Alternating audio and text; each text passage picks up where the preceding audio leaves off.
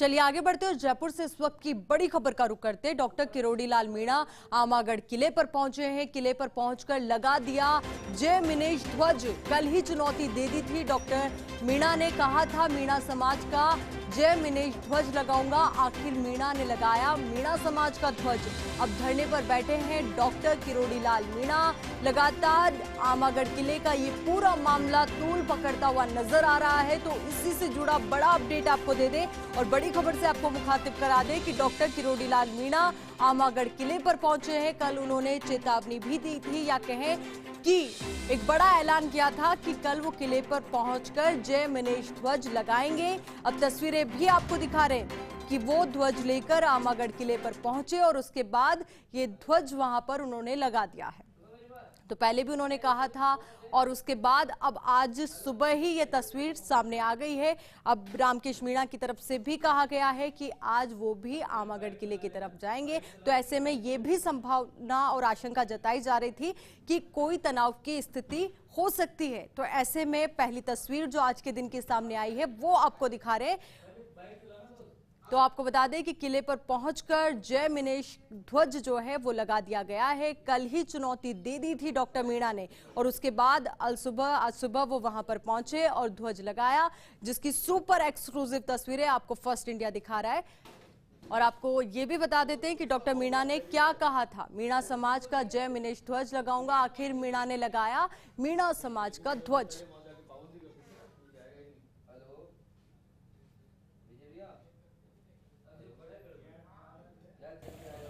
2.5 kilometre है, 2.5-3 kilometre. ये बड़गोती गोत्र के जो कार्यकर्ता हमारे साथ हैं, जिनके पूर्वज यहाँ के शासक रहे हैं, उनको पूरी जानकारी है। 2.5-3 किलोमीटर के परकोटे के चक्कर निकालते हुए, क्योंकि चारों तरफ पुलिस है, वो हमें कैसे पहुँच सकती है, जो घुसना संभव नहीं है। ये प्रभु की कृपा है, शंकर भगवान की कृपा है, महादेव जी की कृपा है। सावन में बरसात भी बरस रही है और महादेव जी का हमको प्रसाद भी मिल रहा है कि हम 2.5-3 किलोमीटर के परकोटे की दीवार के चक्कर निकालते हुए एक जगह से परकोटे को कूदते हुए हम परकोटे की दीवार पर बैठे हैं। अब हम प्रवेश कर रहे हैं। अब इसी खबर पर हमारे सहयोगी ऐश्वर्य प्रधान हमारे साथ जुड़ चुके हैं। ऐश्वर्य, देखिए आज वैसे ही तनाव की स्थिति की बात की जा रही थी और ऐसे में अलसुबह ये तस्वीर सामने आना। किरोड़ी लाल मीणा ने चेतावनी दी थी और चुनौती भी दी थी और कहा था कि मैं आमागढ़ किले पर जाऊंगा और मीन भगवान का जो ध्वज है वो फहरा कर आऊंगा।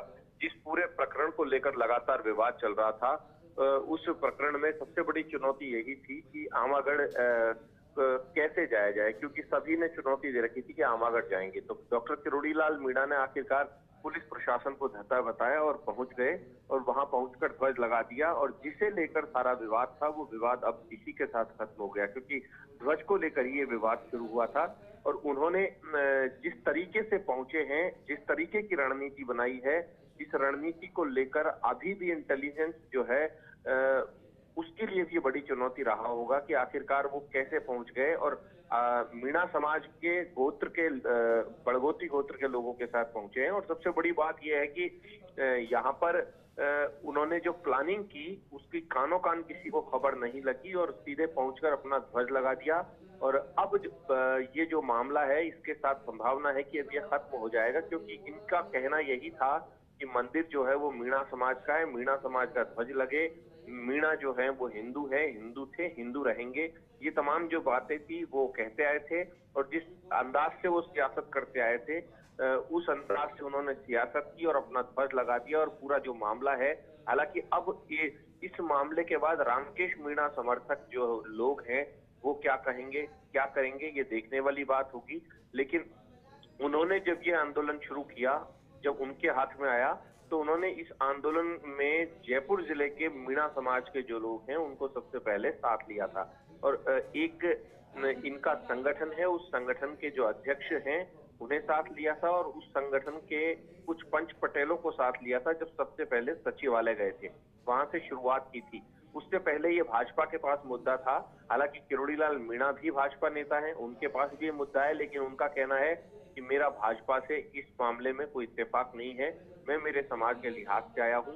यही कारण रहा होगा कि भाजपा के नेता जो है वो नजर नहीं आए जब उन्होंने परसों रैली निकाली। लेकिन इस वक्त की बहुत बड़ी खबर है आयुषी है, और इस वक्त की खबर के साथ ये जो विजुअल हैं, ये जो चित्र हैं जो टीवी पर चल रहे हैं, ये बहुत बड़ा सियासी मैसेज भी दे रहे हैं। और जिस अंदाज में वो चुनाव राजनीति करते आए हैं, पिछले दिनों 3 इस तरीके के मामले आए। एक बार शंभू पुजारी का शव वो लेकर पहुंचे थे, तब भी इस तरीके का एक नजारा देखने को मिला।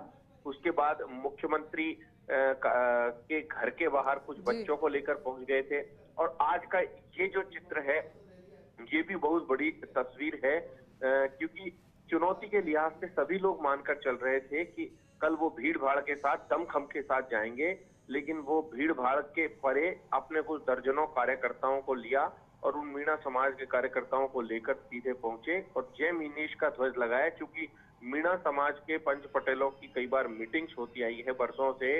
मेहंदीपुर बालाजी के में मंदिर भी बना हुआ है मीन भगवान का, और कहते आए हैं मीणा समाज के कि मीन भगवान के अवतार हैं, मीन भगवान अवतार थे उनके, मीन भगवान से मीणा समाज जो है उसकी उत्पत्ति हुई है, इस तरीके की बात कहते आए हैं। तो यही कारण है कि इस ध्वज पर जय मिनेश लिखा हुआ है। विष्णु ऐश्वर्या, अपनी बात भी आप पूरी कीजिएगा और ये भी बताइए, क्योंकि जैसे उन्होंने कहा और जो बात सामने आई है कि अब वो वहां पर धरने पर बैठ गए हैं, तो ऐसे में इसके बारे में क्या अपडेट है कि कब तक वो धरने पर बैठे रहने वाले हैं और प्रशासन की तरफ से क्या कुछ कहा जा रहा है?